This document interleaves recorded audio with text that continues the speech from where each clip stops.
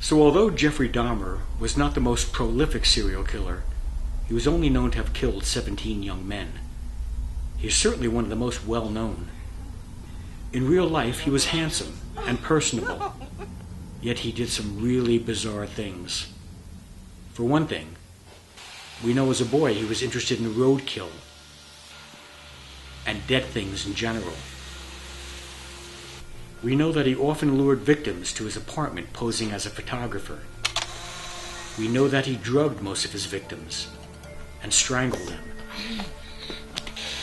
A few he tried to make into living zombies by drilling holes in their heads and dumping hydrochloric acid into their brains. Which didn't work, by the way. No!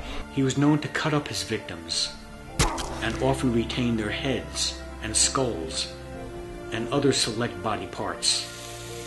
He cooked and ate some of his victims and disposed of the unwanted parts in a vat of hydrochloric acid that he kept in his kitchen.